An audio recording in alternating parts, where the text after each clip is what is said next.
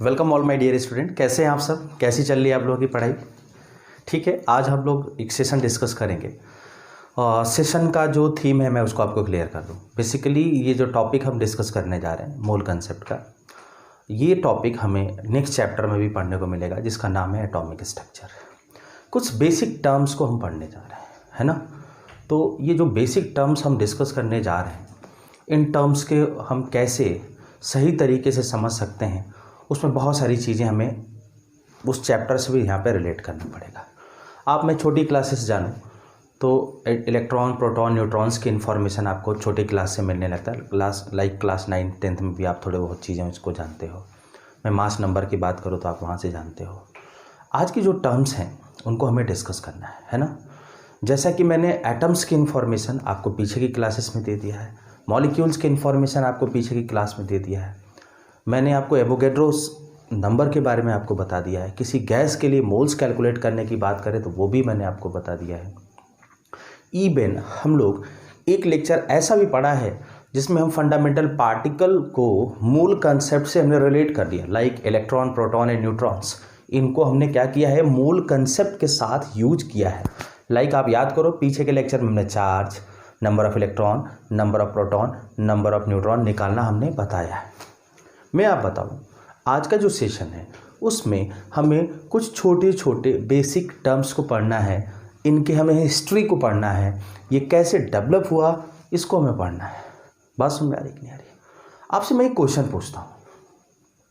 आपको मालूम है कि डे बाय डे एलिमेंट्स की डिस्कवरी हो रही है ना? बोलो यस और नो। हो रही है।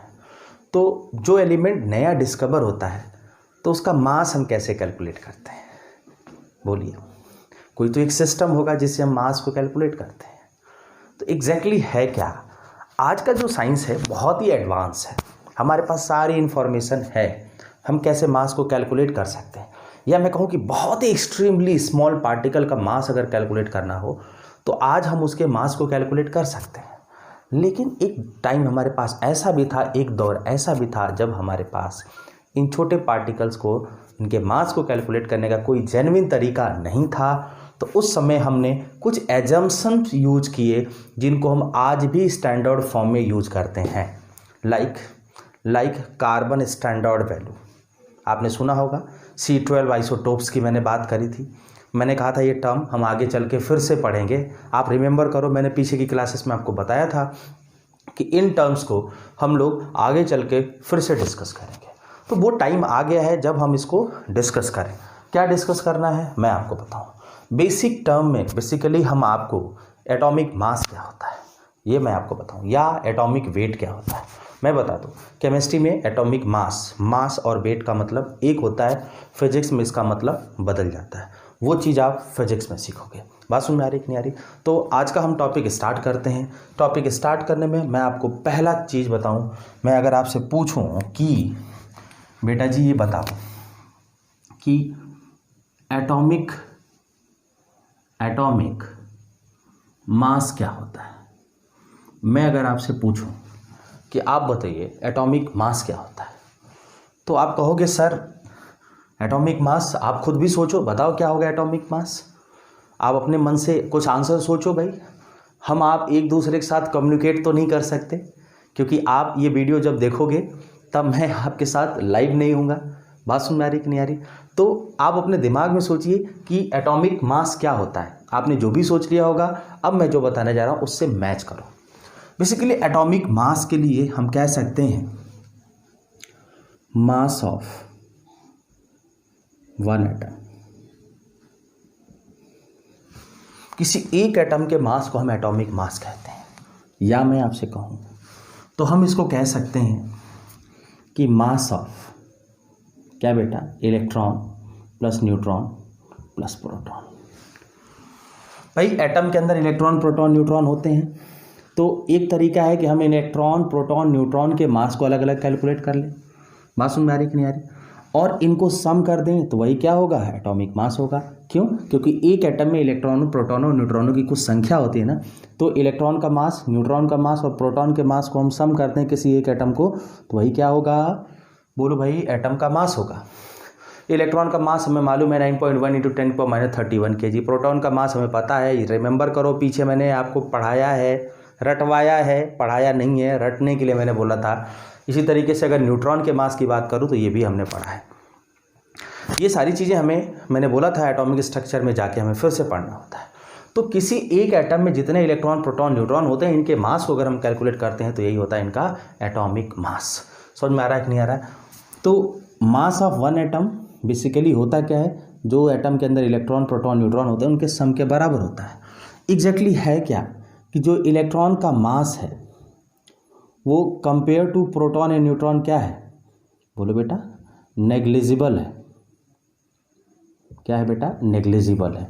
इसीलिए इन दोनों को हम सम करने के बाद देखते हैं कि ये मास नंबर के बराबर भी हो जाता है। समझ में आ रहा है कि नहीं आ रहा है? इन दोनों को हम जब सम अप करते हैं तो ये मास नंबर के बराबर भी होता है। और सिंपली मास नंबर और एटॉमिक मास में डिफरेंस ये है कि मास नंबर हमेशा एक इंटीजर होगा, लेकिन अगर एटॉमिक मास की मैं बात करूँ तो ये फ्रैक्शनल भी हो सकता है। इस बात का डिस्कशन हम करेंगे एटॉमिक स्ट्रक्चर में, तो हम भटकते नहीं हैं, मुद्दे में रहते हैं। मास ऑफ वन एटम, समझ में आ रहा है? अब मास ऑफ वन एटम की मैं बात करूं तो इसको कैलकुलेट करना इतना आसान नहीं है। क्यों भाई? किसी एक एटम बहुत एक्सट्रीमली स्मॉल होता है, उसके मास को उस ज़माने में कैलकुलेट करना आसान नहीं था, आज आसान है। लेकिन जिस समय की मैं बात कर रहा हूँ उस समय यह आसान नहीं था। समझ में आ रहा है कि जब डाल्टन्स की एटॉमिक थ्योरी आई, या हम बात कर रहे हैं 1808 की मैं बात करूं, या 1859 की मैं बात करूं, बहुत सारे लोग आए, या मैं 1920 की मैं बात करूं, तब तक तो हमारे पास फंडामेंटल पार्टिकल्स आ गए थे, रदरफोर्ड का एक्सपेरिमेंट वगैरह हो गया। उससे पहले मास वास सारी चीज़ें आ गया था। इलेक्ट्रॉन का मास को मॉलिगन आई ड्रॉप एक्सपेरिमेंट से हमने कैलकुलेट कर लिया था। तो वो मैं तुम्हें भटकाऊँगा नहीं, मैं तुमको बताऊँगा कि mass of one atom calculate करना उस समय आसान नहीं था। तो क्या किया हमने? बोला कि mass of any element will be equal to some number into 1/12 mass of, ऐसे लिखोगे, mass of one atom will be equal to some number into 1/12 mass of one carbon 12 atom. बस सुन मेरी कि नहीं आ रही? इस बात को समझना। जैसे मैं कहूँ कि हमें निकालना है मास of one atom of calcium, तो उस समय जब कैलकुलेट करा गया तो ये मिला 20 नहीं बेटा, 40 into 1/12 mass of one carbon 12, मतलब 1/12 mass of one carbon atom into this number. इसी तरीके से मास of one atom of sodium को देखा गया तो ये 23 into 1/12 mass of one carbon 12 atom था। इसी तरीके से मास ऑफ ऑक्सीजन को देखा गया, ये 16 into 1/12 mass of one carbon 12 atom लिख देते हैं। बेटा इतनी सारी कहानी होने के बाद हमने कहा यार इस टर्म को क्यों ना एक स्टैंडर्ड नाम दे दें, तो इसी टर्म को बोला गया 1/12 mass of one carbon 12 atom. इसको बोला गया, इसको एक नाम दिया गया और वो नाम था AMU, या इसी AMU की मैं बात करूं तो इसको बोलते हैं एटॉमिक मास यूनिट। समझ में आ रहा है कि नहीं आ रहा है? दो बात यहाँ से क्लियर हुआ कि एटॉमिक मास यूनिट जो आज हमारे सामने बार बार आता है वो क्या होता है? वो होता है क्या बेटा, 1/12 मास ऑफ 1 कार्बन एटम। समझ में आ रहा है कि नहीं आ रहा है? तो एक रिजल्ट मिला कि अगर हम यहाँ पे इसकी वैल्यू रख देते हैं तो ये AMU होगा कि नहीं होगा। मीन्स अगर मैं बात करूँ मास ऑफ 1 कैल्शियम एटम तो ये कितना होगा, बोलो बता, 40 इंटू 1/12 मास ऑफ 1 कार्बन, मतलब AMU। समझ में आ गया कि नहीं। इसी तरीके से अगर मैं बात करूँ mass of 1 atom of sodium की बात करूँ तो क्या होगा, बोलो बेटा, 23 इधर था ना, 23 AMU। या इस तरह से मैं बात करूँ mass of 1 atom of magnesium तो ये क्या होगा, 24/AMU होगा। क्यों भाई, क्योंकि ये बार बार एक चीज़ आ रही थी तो इसको हमने एक स्टैंडर्ड एजम्पशन माना। क्या माना बेटा, एक स्टैंडर्ड एजम्पशन माना। क्या, 1/12 मास ऑफ 1 कार्बन एटम, और इसको डिफाइन किया, ये होता है एटॉमिक मास यूनिट। समझ में आ गई कि नहीं आ गई। मतलब हमें पता चल गया कि जो एलिमेंट का मास होता है वो एक एटम का मास होता है, और हमें एक रिजल्ट पता चल गया कि सोडियम का मास, कैल्शियम का मास, मैग्नीशियम का मास, अगर एटॉमिक मास निकालोगे तो इसके साथ क्या आएगा बेटा, AMU आएगा। समझ में आ गया कि नहीं आ गया, बोलिए, क्लियर हो गया। हुआ क्या कि एक लॉन्ग टाइम के बाद, फिर से समझना, हमको मिला एक मेथड मिला जिसको बोलते हैं हम मास स्पेक्ट्रोस्कोपी। और इस मास स्पेक्ट्रोस्कोपी की हेल्प से हमने मास ऑफ 1 कार्बन एटम को कैलकुलेट किया, जो कि 1.99 इंटू 10⁻⁻23 ग्राम के बराबर मिला। जब हम इसका 1/12 निकाले तो हमें पता चला कि 1.67 इंटू 10⁻⁻24 ग्राम होता है। क्या, 1 AMU। समझ में आ रहा है कि नहीं आ रहा है। तो कुछ समय बाद with the help of mass spectroscopy हमने कैलकुलेट किया कि एक AMU 1.67 इंटू 10⁻⁻24 ग्राम के इक्विवेलेंट होता है। ये रहा एटम की इंफॉर्मेशन, और उसका एक टर्म हमने डिस्कस किया जिसको बोलते हैं एटॉमिक मास। क्लियर हुआ, देख लीजिए, फटाफट करिए, नोट करिए इसको बोर्ड पे बेटा, बहुत आराम से नोट करना है आपको। मैंने आपको बता दिया था कि थोड़ा सा ये टफ टॉपिक है, 1-2 बार इस वीडियो को देखोगे क्लियर हो जाएगा। उसके बाद अगर डाउट बनता है तो मैं तो बेटा हूँ, मैं हूँ आपके डाउट के लिए। समझ में आ रहा है कि नहीं आ रहा है, नोट करो।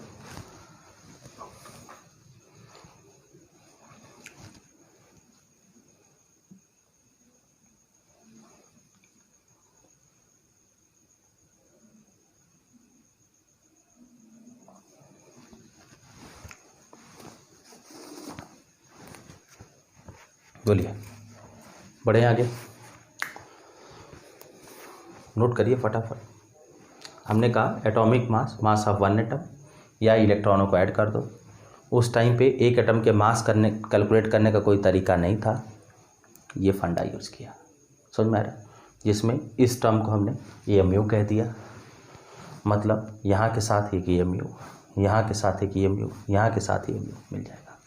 समझ में आ गया कि नहीं आ गया, बोलिए, तुरंत नोट करिए, फटाफट नोट करिए।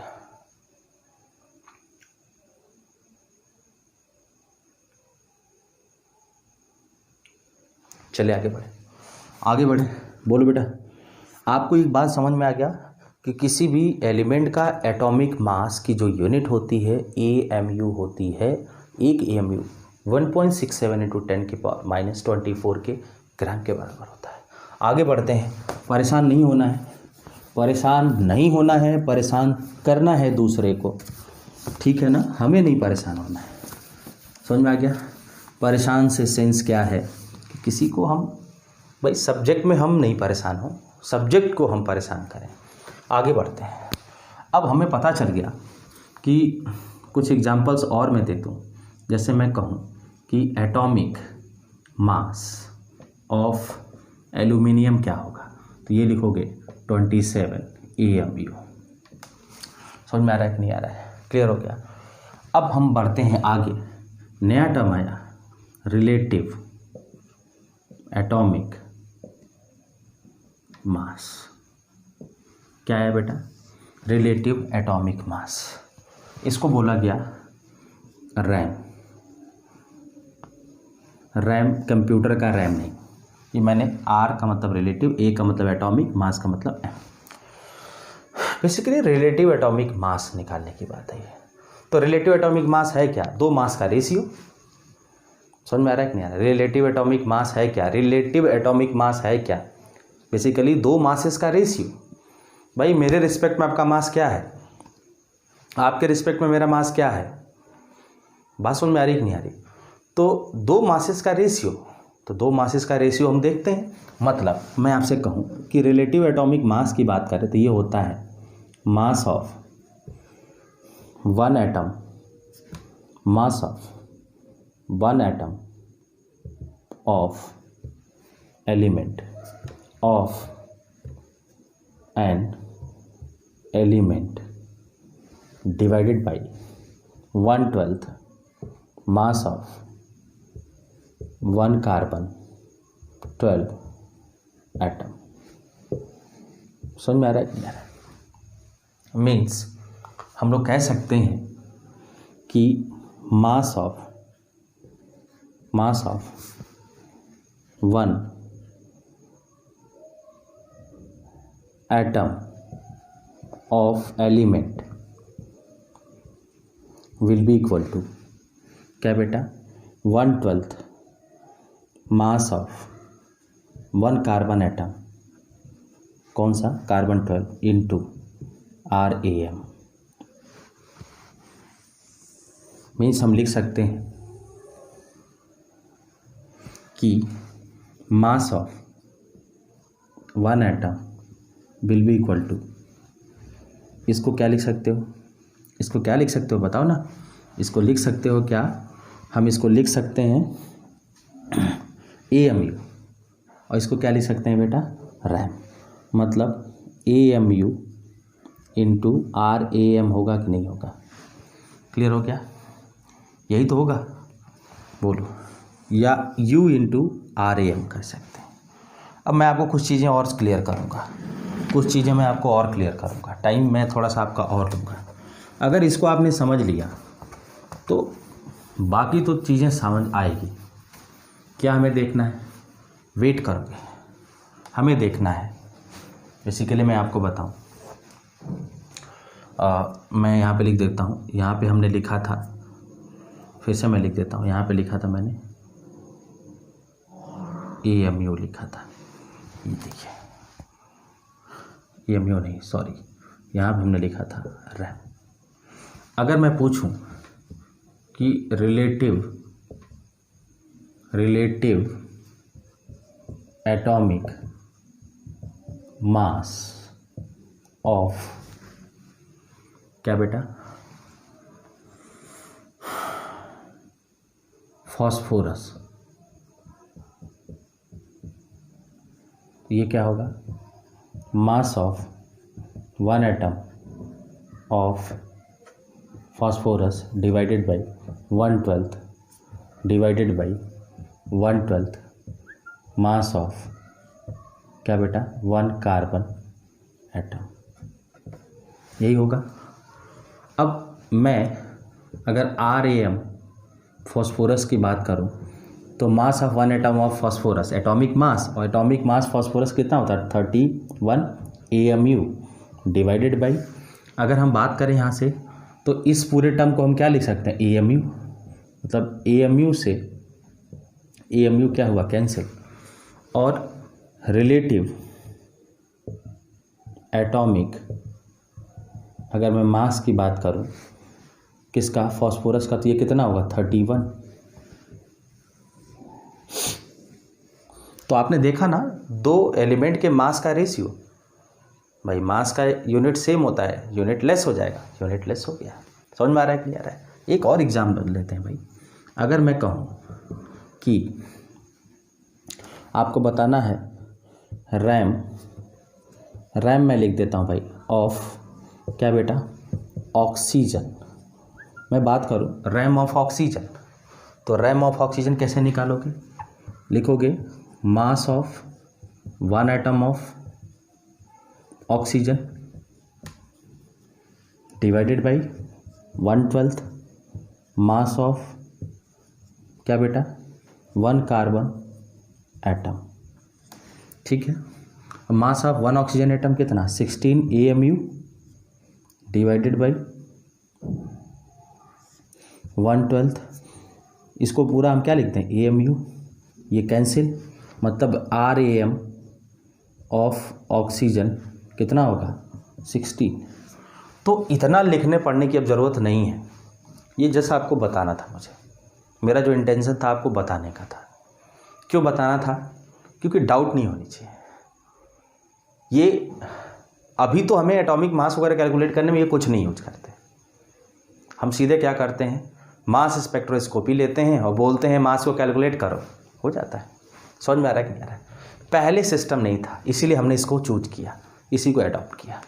क्लियर हुआ? बोलिए, नोट करिए, फटाफट नोट करिए।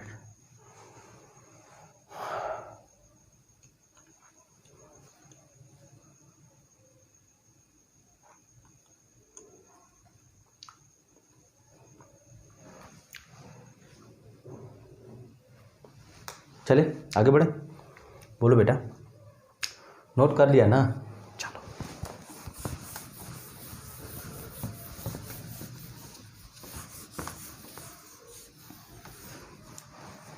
अब मैंने कहा हमारे पास है क्लोरीन है, तो हमारे पास क्या है, Cl है।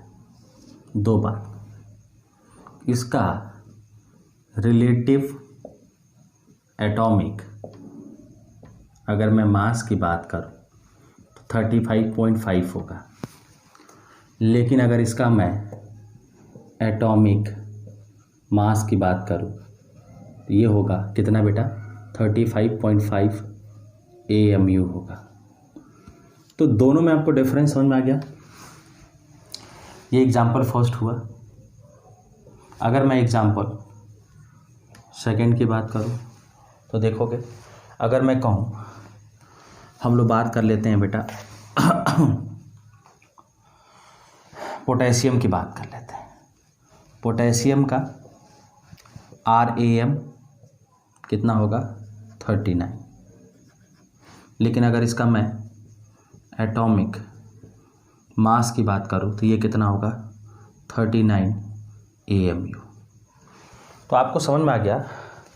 और अगर मैं मास नंबर की बात करूं तो मास नंबर कितना, आप देखिए, mass number of neutron plus number of proton कितना, 39 ही होता है ना। तो हम कह सकते हैं 39 मास नंबर के बराबर इसका RM हो रहा है। समझ में आ रहा है कि नहीं आ रहा है? और एटॉमिक मास, या हम कहेंगे इसी को मास ऑफ वन एटम ऑफ क्या बेटा, मास ऑफ वन एटम ऑफ क्या बेटा, पोटेशियम। समझ में आ रहा है कि नहीं आ रहा? नोट करिए, फटाफट नोट करिए। डन हो गया इसको? बोलिए, आ रहा है सबको ना समझ में? कोई डाउट नहीं है ना बेटा? देखो, वन ऑफ द ईजीएस्ट वे में मैंने आपको पढ़ाया। मैं फिर से कहता हूँ, मैं बताऊँ, आप NCERT देखना, जस्ट इसको स्टार्टिंग ऑफ द मूल कंसेप्ट में ही दे दिया है। आपको लगता है कि पहली क्लास में इतना आसान होगा इसको पढ़ना, ये थोड़ा सा डिफ़िकल्ट है, इसलिए मूल सब कुछ एक साथ हम रिलेट नहीं कर सकते थे। जो थोड़ा सा आसान था उसको एक सीक्वेंस में मैंने आपको पहले दिया, इसको अब हमने पढ़ा, समझ में आ गया होगा आपको? ठीक है, अगर डाउट होता है तो आप पूछिए, फ़ोन करिए। क्लियर हो गया? आगे बढ़े, चलिए आगे बढ़ते हैं हम लोग। मैं इधर रफ करता हूँ, आप तब तक उसको नोट करो। आगे बढ़ेंगे, आगे हमें डिस्कस करना है। मैं आपको बता दूं, नेक्स्ट जो हमारा डिस्कशन है उसकी मैं बात कर दूं। नेक्स्ट है हमारे पास मॉलिक्यूलर मास। एटॉमिक मास हो गया ना, अब मॉलिक्यूलर मास, इसको बोलते हैं मास of one molecule. Mass of one molecule of substance. किसी एक मॉलिक्यूल का जो मास होता है उसको मॉलिक्यूलर मास कहते हैं। और इट इज, और ऐसे लिखोगे, it is sum of mass of all atoms, या आप एलिमेंट्स लिख सकते हो, in given molecule is called, क्या बेटा, मॉलिक्यूलर मास। लाइक एग्जाम्पल, मैंने कहा मॉलिक्यूलर मास ऑफ, क्या बेटा, वाटर। अगर मैं मॉलिक्यूलर मास ऑफ वाटर की बात करूं तो ये क्या होगा, sum of atomic mass of water. भाई वाटर क्या होता है, H2O। हाइड्रोजन का एटॉमिक मास कितना, 1 AMU इंटू कितना 2, प्लस ऑक्सीजन कितना 16 AMU इंटू कितना 1, मीन्स ये कितना हुआ 18 AMU। दूसरा एग्जाम्पल अगर हम देखें, अगर मैं सेकेंड एग्जाम्पल की बात करूं तो सेकेंड एग्जाम्पल में अगर मैं कहूं कि मॉलिक्यूलर मास ऑफ, आप बताओ, CaCO3, तो मॉलिक्यूलर मास ऑफ CaCO3 क्या होगा बेटा, आप सबके एटॉमिक मास को सम करो। कार्बन कैल्शियम का 40 AMU plus 12 AMU plus 48 AMU, अरे 16 इंटू 3, 48 AMU होगा कि नहीं होगा, AMU, तो सभी मिला के ये 100 AMU हो जाएंगे, AMU हो जाएगा। और भी मैं बात कर लेता हूँ,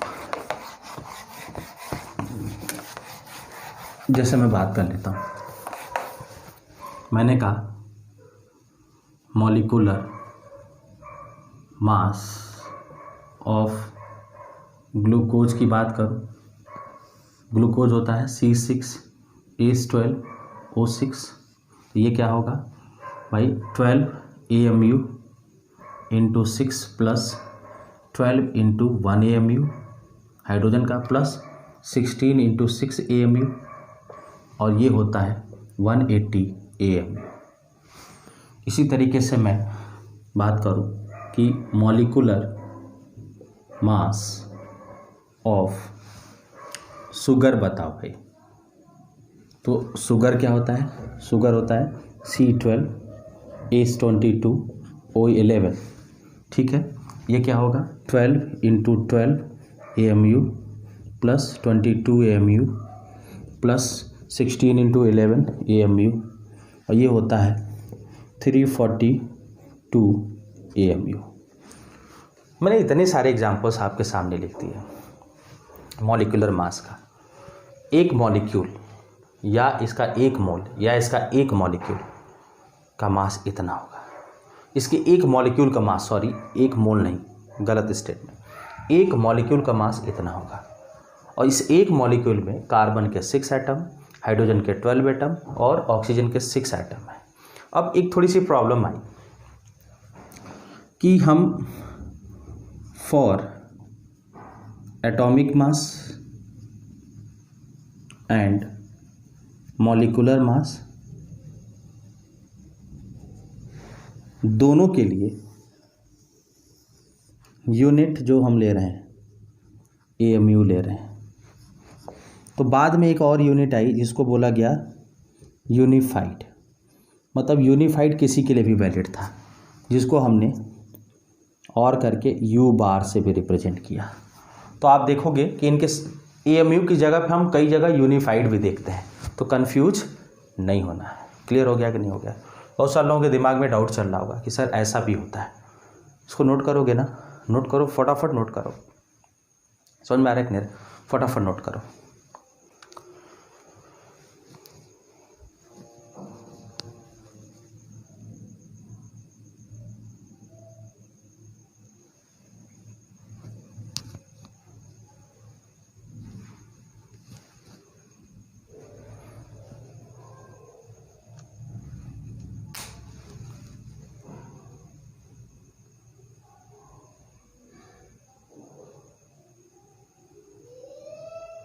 चले आगे बढ़े, चल बेटा।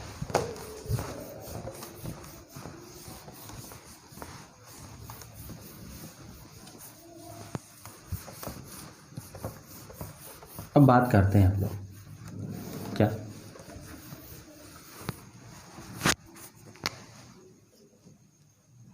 मोलर मास, इसको बोलते हैं mass of 1 mole of substance, इसको बोलते हैं मोलर मास। और मास ऑफ 6.023 क्या बेटा इंटू 10⁻23 एटम्स और मॉलिक्यूल्स। समझ में आ रहा है कि नहीं आ रहा है? क्यों? क्योंकि हमें एटॉमिक सब्सटेंस के लिए भी हमें निकालना पड़ सकता है, तो इसीलिए मोलर मास को 2 पार्ट में टूटते हैं। एक को बोलते हैं ग्राम एटॉमिक मास, एक को बोलते हैं gram molecular mass. Gram atomic mass and gram molecular mass.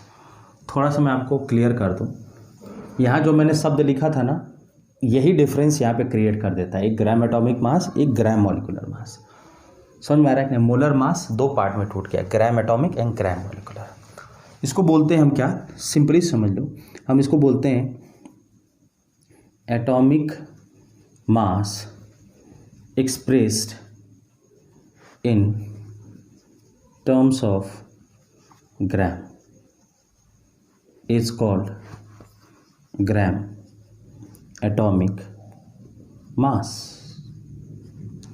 अगर मैं इसकी बात करूं तो इसको बोलते हैं molecular mass, mass expressed in term of gram is called gram molecular mass। Clear ना? यही है पूरे बेटा, आई बात समझ में? अब क्या मतलब है, जैसे इधर देखो एग्जांपल लिख देता हूँ। ग्राम एटॉमिक मास को हम GAM, बड़ा फेमस है आपके लिए, आप तो पहले ही ये पढ़ चुके हो, आपने पढ़ा है ना। मैं अगर पूछूं GAM ऑफ सोडियम की बात करो तो कहोगे 23 ग्राम सर, आ गया ना। अगर मैं पूछूं कि gram molecular mass of oxygen की बात करूं, मीन्स O2, ये कितना होगा 32 ग्राम। देख लो, एटॉमिक मास 32 AMU, तो 16 AMU। बोलो मॉलिक्यूलर मास कितना 32 AMU। ग्राम मॉलिक्यूलर मास कितना, ग्राम मॉलिक्यूलर मास कितना 32 ग्राम। सोडियम का ग्राम एटॉमिक मास कितना 23 AMU, और ग्राम एटॉमिक मास कितना 23 ग्राम। मतलब सोडियम का एटॉमिक मास 23 AMU होगा, एटॉमिक मास के साथ AMU होगा, और ग्राम मॉलिक्यूलर मास के साथ क्या होगा, ग्राम यूनिट होगा। समझ में आ गया आप सभी लोगों को? बोलिए, समझ में आ गया हो तो इसको लिखिए, समझ में आ गया हो तो इसको लिखिए, फटाफट लिखिए, फटाफट लिखिए।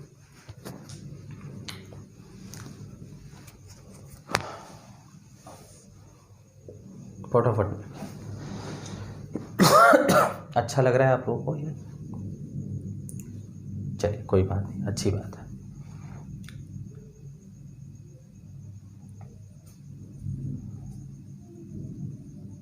चलिए बेटा बोलो, आगे बढ़े।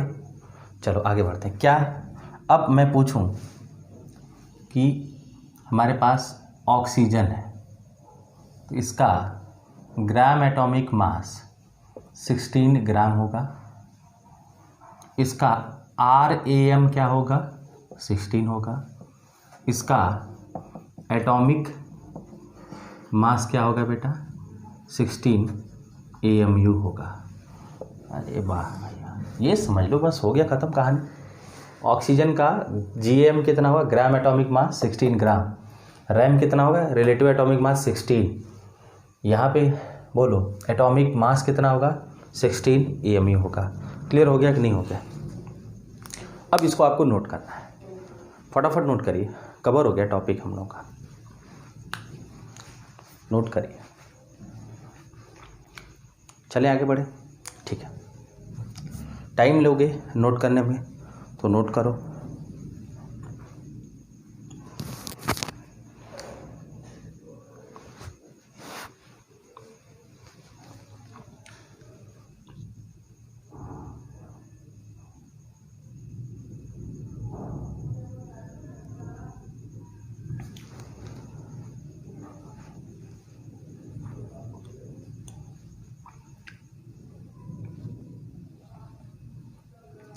चलें, चलो अब टाइम दे दिया, अब नोट कर लिया होगा, आगे बढ़ते हैं फटाफट।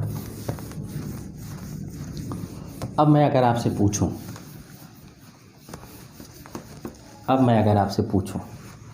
क्या समझना थोड़ी बात, अगर मैं आपसे पूछूं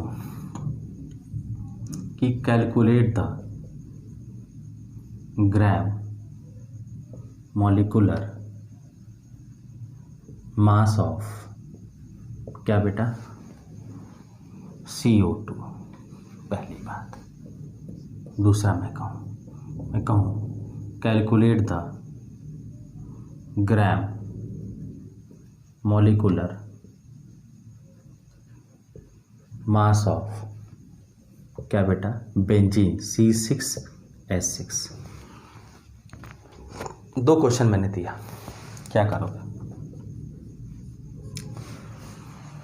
हमने कहा जो ग्राम मॉलिक्यूलर मास होता है, जो ग्राम मॉलिक्यूलर मास होता है, पीछे हमने देखा तो इसी को हम बोलते हैं क्या, मास ऑफ 6.023 × 10⁻23 मॉलिक्यूल्स। समझ में आ रहा है कि नहीं आ रहा है? तो अब हम क्या काम करें, अगर मैं मॉलिक्यूलर मास ऑफ CO2 की बात करूं तो 44 AMU होता है कि नहीं होता? आप देखते रहना, यही होगा। समझ में आ रहा है? और मॉलिक्यूलर मास ये क्या होता है, mass of 1 molecule. So gram molecular mass निकालना है तो ये क्या होगा, मास ऑफ 6.023 × 10⁻23 मॉलिक्यूल। तो ये कितना होगा, 44 × 6.023 × 10⁻23। समझ में आ गया?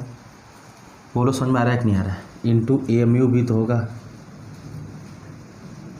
आपको मालूम होगा कि इस 1 AMU को, इसके साथ AMU शब्द तो आ रहा है बार बार, 44 × 6.023 × 10⁻23 इंटू 1.67, 1 AMU 1.67 × 10⁻24 ग्राम। ये सभी मिलके आप मल्टीप्लाई कर लेना, 1 बन जाता है। ये कितना बना, 44 ग्राम। प्रूफ हो गया कि नहीं हो गया? ये बात प्रूफ हो गई ना कि एटॉमिक मास को हम ग्राम मॉलिक्यूलर मास में निकालते हैं तो सेम ही वैल्यू आता है, बट ग्राम टर्म जुड़ जाता है। देख लीजिए, क्लियर हो गया?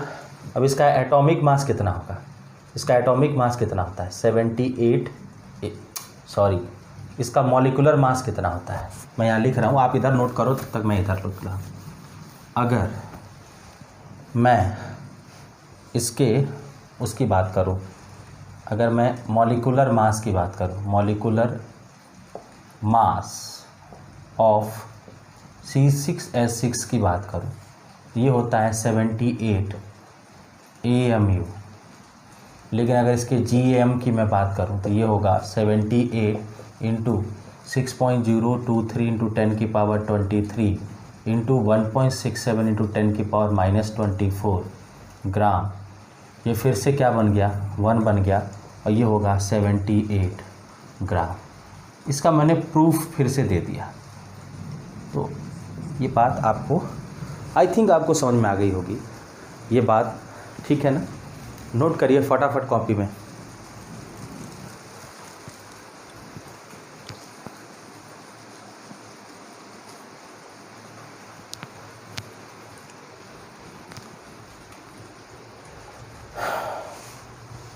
बोलो बेटा, रफ करें।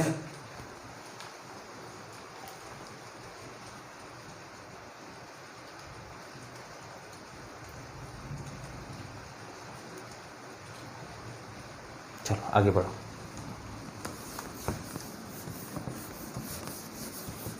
अब मैं आपसे पूछूं कि ग्राम, या ऐसे लिख देता हूँ, शॉर्ट लिखता हूँ, GAM ऑफ क्या बेटा, मैं बात करता हूँ हीलियम। तो हीलियम का एटॉमिक मास कितना होता है? 23 AMU। So mass of 6.023 into 10⁻23 atoms कितना हुआ? 2 इंटू 2 AMU है ना, 2 इंटू 6.023 इंटू 10⁻23 और AMU की वैल्यू ग्राम में 1.67 इंटू 10⁻24। बात समझ में आ रही कि नहीं आ रही? ये कितना बन गया? ये बन गया 1 और ये 2, इसके साथ ग्राम भी आ जाएगा, ग्राम। मैं बता दूं 1 AMU को हम 1/Na भी लिखते हैं,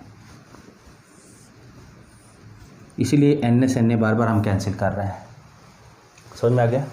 1 AMU क्या होता है? 1/Na, इसको भी याद रखना। ओके, बोलो फाइन डन। नोट करो।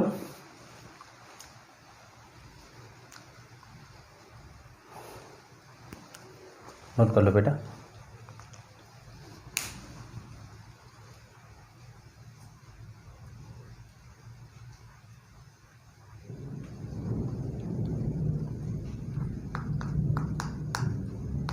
चल बेटा फटाफट आगे बढ़े। चल रफ करें इसको। अब हम लोग लगाएंगे क्वेश्चन। क्या करेंगे? क्वेश्चन।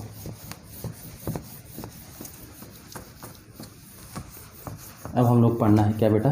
क्वेश्चंस पढ़ने हैं। और क्वेश्चन की बात करता हूँ। अगर मैं बात करूँ क्वेश्चंस की, क्वेश्चन में मैंने कहा calculate the number of molecules in 196 AMU H2SO4। क्या पूछा है? मॉलिक्यूल्स। फटाफट देखिए, क्लियर हो गया? क्वेश्चन सॉल्व कर दूं या आप सॉल्व करेंगे? आप वीडियो पॉज करके सॉल्व करना, सॉल्व करने के बाद अपने आंसर को मैच कराना। फिर भी मैं सॉल्व कर रहा हूँ।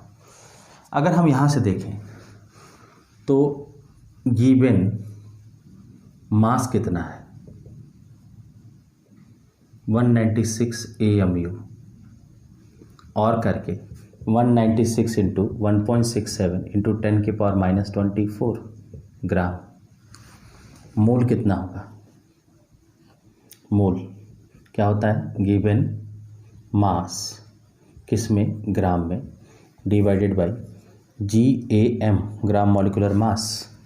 ये कितना होगा? 96 into 1.67 into 10⁻24 gram divided by ये कितना होगा? 98 ग्राम। ठीक है ना? ये कितना होगा? 2। मीन्स अगर यहाँ से मैं बात करूँ, तो मोल कितना हुआ? 2 इंटू 1.67 इंटू 10⁻24।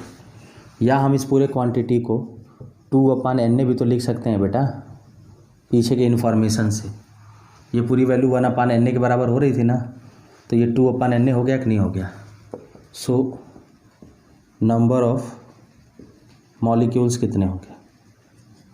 ये होगा moles into Avogadro number, that is 2/Na into Na, ये कैंसिल 2 मॉलिक्यूल्स। समझ में आ गया? नोट करिए, फटाफट नोट करिए। We don't have enough time to waste, utilize your time. अगर आप टाइम को यूटिलाइज नहीं करोगे तो टाइम आपको छोड़ के आगे निकल जाएगा, आप पीछे रह जाओगे। ठीक है ना? फटाफट देखिए इसको, कोई डाउट तो नहीं है इसमें? चलो बेटा एक क्वेश्चन और करें, बोलो। एक क्वेश्चन हम लोग करते हैं, मैं एक क्वेश्चन आपको देता हूँ। क्वेश्चन क्या है मैं लिखता हूँ।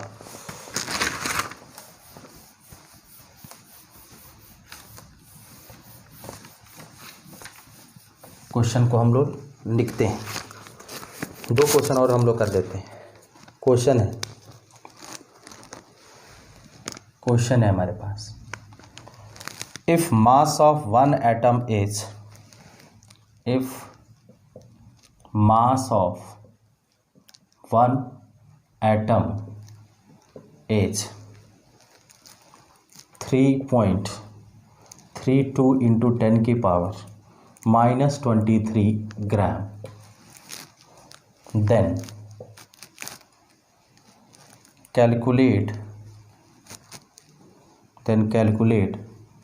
number of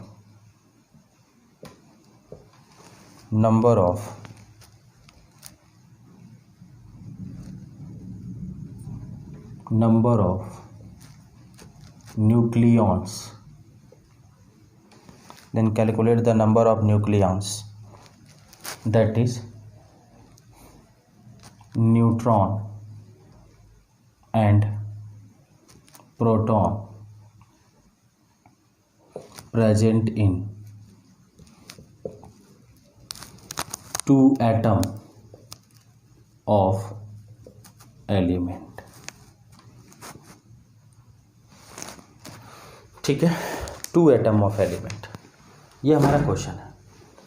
सभी लोग देख लो, if mass of one atom is 3.32 into 10⁻³ gram, then calculate number of क्या बेटा न्यूक्लियॉन्स इन क्या बेटा 2 atom of element.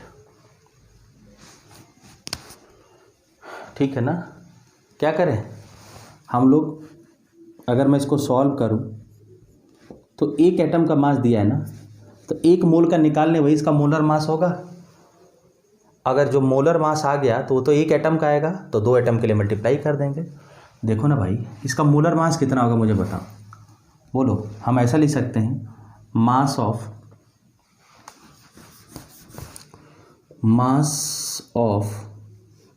1 atom is 3.32 into 10⁻³ gram. So mass of 6.023 into 10⁻23 atom, ये कितना होगा बेटा 3.32 इंटू 10⁻23 इंटू 6.02223 इंटू 10⁻23, ये तो कैंसिल होकर 1 हो जाएगा, और 6.023 इंटू 3.33 लगभग ये 20 के बराबर हो जाएगा। मतलब इसका जो मास आया वो कितना आया, बोलो भाई। मोलर मास इसका कितना आ गया बेटा 20, या मास नंबर इसका कितना आ गया 20, और मास नंबर ही होता है number of neutron plus proton. ये छोटी क्लास में भी पढ़ा होगा आपको कि न्यूट्रॉन प्लस प्रोटॉन को मास नंबर बोलते हैं। तो 1 एटम में तो 20 हुआ, तो अगर मैं पूछूं इन 2 एटम्स की मैं बात करूं तो क्या होगा 2 इंटू 20 दैट इज 40। समझ में आ रहा है कि नहीं आ रहा है? नोट करो इसको भी, फटाफट लगे रहो, बिल्कुल टाइम वेस्ट नहीं करना है।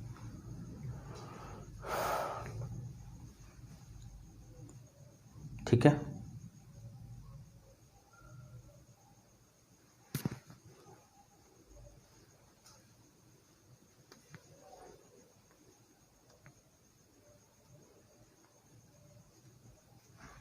नोट कर लिया। एक क्वेश्चन हम लोग और करेंगे, एक क्वेश्चन और करके फिर रहने देंगे। मैं क्वेश्चन लिख देता हूँ, फिर दोनों इसको रफ कर देंगे, फिर हम लोग इसको भी डिस्कस कर लेंगे। क्वेश्चन मैं लिख देता हूँ, आप तब तक इधर नोट करो। क्वेश्चन है 1 atom of an element x. Question है 1 atom of an element x weight 6.64 into 10 की power -23 gram.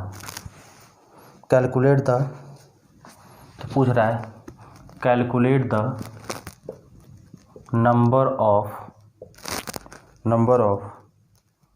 Gram atom in 40 kg of it. बहुत ही अच्छा क्वेश्चन है, बहुत ही अच्छा क्वेश्चन है, ये आपका फाइनल होगा। आज इसको पढ़ के आज का सेशन हम लोग क्लोज कर देंगे। नोट करो, अटेम्प्ट करो, ठीक है ना। मैंने एक क्वेश्चन लिख दिया, वीडियो को पॉज करना, इसको सॉल्व करना, फिर मैं जो सॉल्यूशन देंगे उससे मैच कराना। पहले आप अटेम्प्ट कर लो, 1 मिनट का टाइम मैं वैसे भी दे देता हूँ आपको, कैसे करोगे।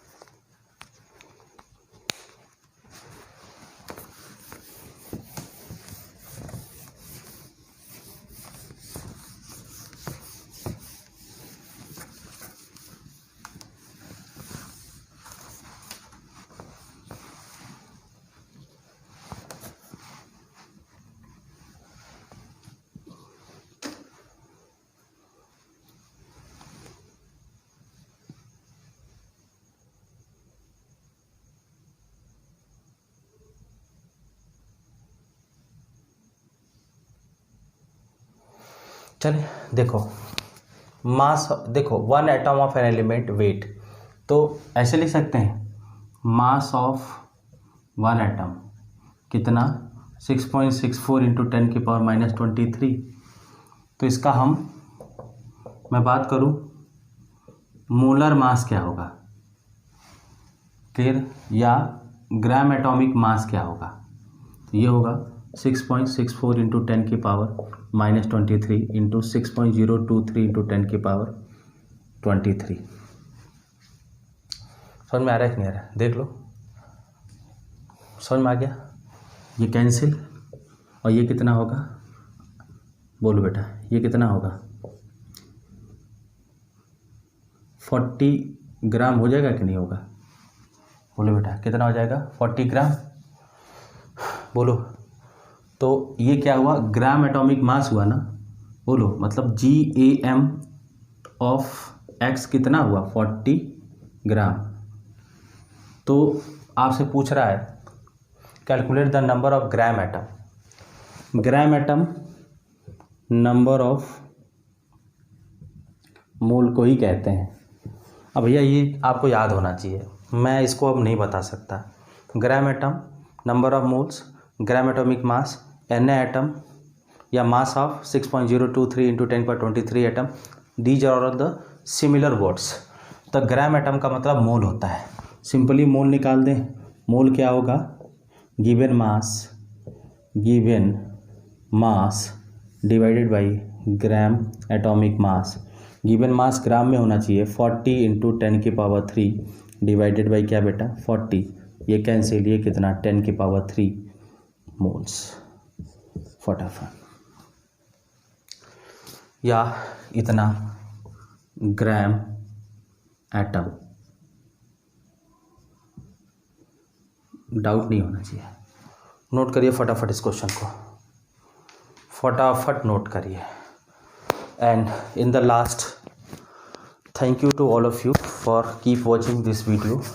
एंड हम लोग आगे का जो क्लास होगा उसमें concept of average atomic mass and molecular atomic mass को हम डिस्कस करेंगे, average atomic mass, average molecular mass का कंसेप्ट अगली क्लास में हम लोग डिस्कस करेंगे। ठीक है, thank you, thanks a lot.